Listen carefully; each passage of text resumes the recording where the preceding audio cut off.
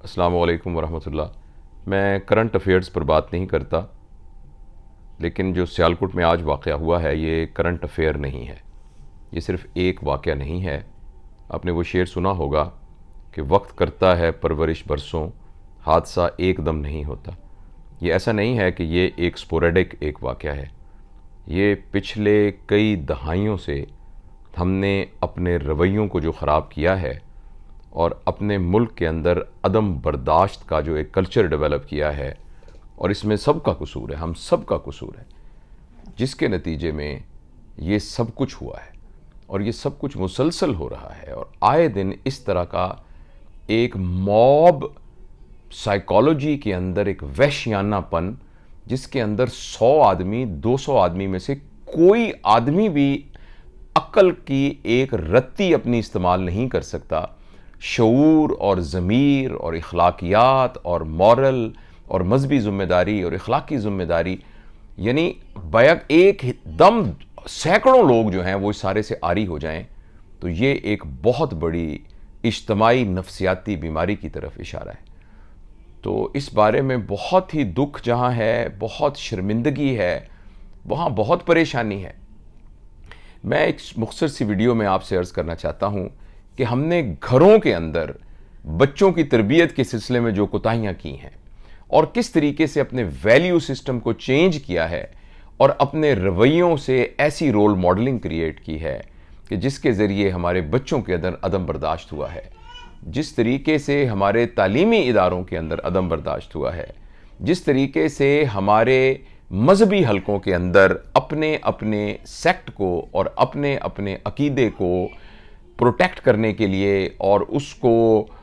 اپہل کرنے کے لیے اور دوسرے کے عقیدے کو غلط ثابت کرنے کے لیے جس طریقے کا رویہ اختیار کیا گیا ہے، جس طریقے سے میڈیا کو غلط طریقے سے استعمال کیا گیا ہے، جس طریقے سے ہمارے سیاستدانوں نے عدم برداشت کا ایک پورا کا پورا مزاج یہاں کریٹ کیا ہے، اس سارے کا یہ شاخسانہ ہے کہ اب جو ہماری نوجوان نسل آئی ہے ان کے اندر ذرا سا بھی، جس کو انگریزی میں ایڈورسٹی کوشنٹ کہتے ہیں، ذرا سا بھی برداشت نہیں ہے، اور ذرا سی بات ان کی مرضی کے خلاف، ان کی ایگو کے خلاف ہو جائے تو وہ ایک دم عقل سے عاری ہو جاتے ہیں اور اپنے اس جنون میں آ کر ایسا کام بھی کر سکتے ہیں کہ جس کو کوئی انسانیت تصور بھی نہیں کر سکتی۔ یعنی ایک شخص، اس بات سے قطع نظر کہ اس کا کیا جرم تھا، میں اس کے بارے میں جانتا نہیں ہوں، مجھے معلوم نہیں ہے کہ اس کا کیا جرم تھا، لیکن ایسے ملک میں جہاں پولیس موجود ہو، عدالتیں موجود ہوں، قانون کا ایک نظام موجود ہو،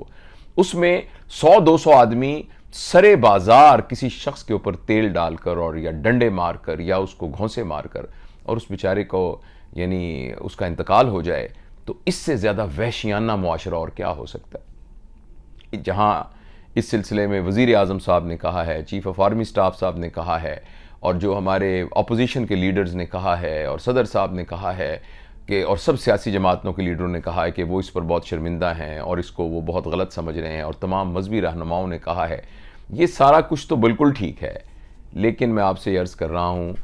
ان 100 بندوں کو، ان 150 بندوں کو سزا دینے کے بعد بھی یہ معاملہ جو ہے وہ ختم نہیں ہوگا جب تک ہم نے بنیاد سے ہماری انٹیلیجنسیا، ہماری اکیڈیمیا، ہمارے سیاسی لیڈر، ہمارے معاشرے کے بڑے، ہمارے مذہبی رہنما، یہ سارے کے سارے سر جوڑ کر بیٹھیں اور مہربانی کر کے ان تمام وجوہات کا اندازہ لگانے کی کوشش کریں جس کی وجہ سے اوور ڈیکیڈز ہم نے اس قسم کا عدم برداشت کا رویہ کریٹ کیا ہوا ہے۔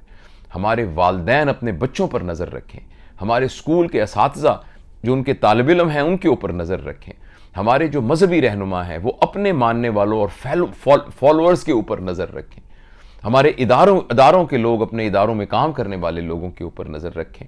اور ہمارا میڈیا جو ہے اس کا بہت وائٹل رول ہے۔ بعض اوقات وہ بغیر تحقیق کیے ہوئے ہیٹ سپیچز اور صرف اپنی ریٹنگ کو بڑھانے کے لیے اور اپنے کمرشل موٹیوز کو سامنے رکھتے ہوئے ایسی چیزیں اپنے میڈیا پر لے آتا ہے جس سے اشتعال پیدا ہوتا ہے، اور خاص طور پر ہم ایک مذہبی ریفرنس کو اس کی بنیاد بنا کر لوگوں میں اشتعال پیدا کرتے ہیں۔ میں یہ سوچتا ہوں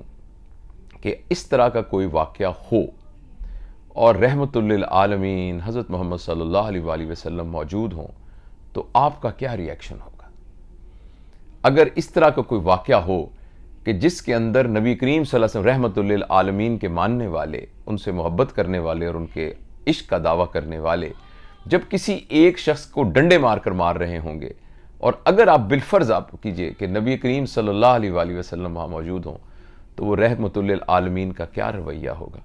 صرف یہ احساس ہی ہمیں یہ بات سمجھانے کے لیے کافی ہے کہ ہمارا رویہ ان حالات کے اندر کیا ہونا چاہیے۔ اگر کسی شخص کا ایسا جرم ہے جو آپ سمجھتے ہیں کہ ہمارے مذہبی عقائد کے خلاف ہے، یا آپ سمجھتے ہیں بلیسفیمی میں آتا ہے، تو اس کے لیے قانون موجود ہے، اس کو قانون کو ڈیل کرنا چاہیے۔ تو اس لیے میں گزارش کرنا چاہتا ہوں وہ تمام ہمارے بہن بھائی جو دیکھ رہے ہیں کہ مہربانی کر کے اس واقعے پر صرف تشویش کا اظہار کر کے، اس بارے میں دکھی ہو کر اور اس کے بارے میں اس کو کنڈیم کرنا ہی کافی نہیں ہے۔